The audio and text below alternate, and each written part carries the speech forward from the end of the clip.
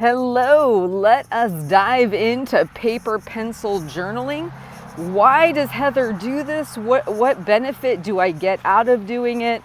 And why does she currently do it probably with 80 to 90% of her coaching clients? So the paper pencil journal, it came about when I was covering the Thinking Leads to Eating video series, which, by the way, if you haven't checked it out, definitely go check it. I talked about journaling your lower brain and your higher brain and how it shows up with impulsive eating, grazing, binge eating, things of that nature. But really, what's super cool about the paper pencil journal and why I use it is because in this now pushing almost 8 years of full-time coaching women primarily, I also coach men, but what I have seen is there is a lot of struggle for people around calories, numbers, being honest with themselves about what they like to eat. So what I did is I created the system so I could better see as a coach in real time what people's eating behaviors are, what they're doing, why they're doing it, so that way we could start to fix the issues. So the way that you get benefit from it is it's like a self-learning tool. You don't do it the same way every time. Like for the first week, you'll start to see patterns emerge. And from those patterns, you're going to make changes, okay? And what starts to happen is you start to see behavioral changes happening. I'm going to give you a couple examples. So you draw this line down the middle of the paper. On the left is your full plan for the day. It's what you think you're going to eat, breakfast, lunch, dinner, snacks, treats. What will start to show up on the right side is what I call what actually happens. So in your head, you've got a visual. I'm going to do this, this, and this. And then through the course of the day, you grab that handful of M&Ms, impulsive eat, you would highlight it. You eat the breakfast, you check it off. Late night after dinner, you come back into the kitchen and you eat a couple graham crackers, you highlight it. I literally just got off a voicemail message with a client where I noticed she was having chocolate pieces 2 days in a row at lunch that was getting highlighted. And I said, going forward, I want you to put those on the left, because that then gives her a chance to improve that behavior. So now she's going to plan it in every day. Why? Because it's what she's doing. See, I can see the pattern emerge. And when I see the pattern, then I can make an adjustment. I had the reason that I'm even doing this series, I had a community member say, okay, Heather, I don't know how to do this during lunch. I had planned a salad, but I ended up working through lunch and I had a protein bar. And I said, well, does that happen a couple times a week? And she said, yes, it does. I said, okay, so from here on out, I want you for lunch to put, if you're bringing a salad, put choice A salad, choice B protein bar. And I said, but what this tells me is long term, you probably need to put better boundaries and time management in at work, because if you don't have time to eat the salad you prepared and brought, and you're having to default to a protein bar, then we now know there's an issue there with your time and what's going on with your job. See how it teaches me as the coach, teaches you as the person doing it, all this valuable information that you would not otherwise have known. She also said, and I put vegetable down for lunch, but I left it very vague. And I said to her, the whole point of the paper pencil journal is you're evaluating what is in my pantry, what is in my refrigerator. This is only a 24-hour plan, no more than that. So if in your refrigerator, the only vegetable you have that's ready to go, and we're going to get into all the specifics, that's ready to go, is baby carrots, then you should have written baby carrots, because that's all you've got.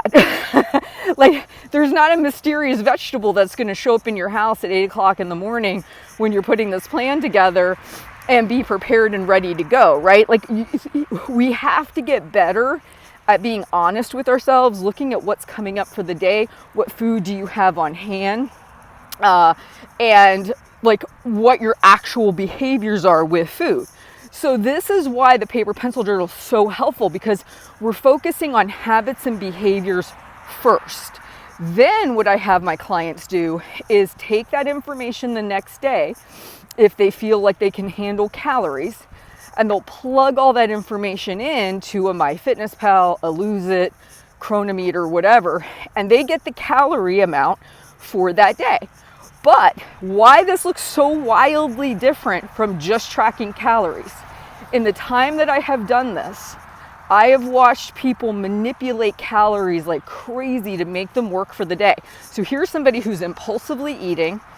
They're grabbing stuff off people's desks. They're doing all this kind of stuff, but then they'll take the rice off dinner, or they'll do this. And their calories for the week might look totally great because they've done it, but there's this problematic eating behavior going on. Or they always are planning certain meals but defaulting to eating out. This is another one that the Paper Pencil Journal will help out with. If I see somebody, they're planning these great meals, but then they eat out. Or they're making these meals, but then they're eating snacks. I'll say, well, what's going on there? And they'll say, well, I'm exhausted by the time I come up on dinner. And I talk to them about creating an A-B option. A is you cook the meal that you think you want to cook. Option B is your green light restaurant, or what I call a quick throw together meal. Could be a can of soup and a ham and cheese sandwich. It could be a frozen pizza, something that requires little to no effort, because where again people are dishonest with themselves is about their energy and abilities to do things come 5, 6 o'clock at night. Also, if I'm constantly seeing them eating treats in the afternoon, that's getting highlighted. I'll maybe talk to them about putting a snack in the afternoon, which is something they wouldn't have otherwise considered. So the Paper Pencil Journal checks so many boxes. It helps us with impulsive eating. It shows us patterns of behavior that need to be modified or changed. It gives you an opportunity to see how you're improving. So if you're somebody who started out eating candy at all your meals, and you start to put smiley faces or stars on the left because you chose not to, that's a huge improvement. You get to see that behavior morphing and changing. If you're somebody who's constantly grabbing food in the afternoon, but you plan a snack in and you see that behavior starts to subside, huge improvement. It's a way to see improvement in habit and behavior, but you take all that information, you plug it into a calculator, a calorie thing, you can still get that information. So it's not like that information can't be obtained. And I have clients who do just the Paper Pencil Journal, and they learn to lose weight, maintain weight, gain control of negative behaviors. To me, it's a great tool to fix a lot of things. And it doesn't negate that we could still get the number information. But when most people focus on numbers first, their behaviors are not what they're focusing on. They're focusing on hitting numbers. And the problem is, if you want long-term change, if you really want habit change, you've got to dive into the habit and the behavior and what's causing it to happen. So this is why I'm really passionate about the Paper Pencil Journal, because I think, and when I say Paper Pencil Journal, a lot of people say, well, do I actually have to write it on paper? No. I have clients who have different online journals they do it in.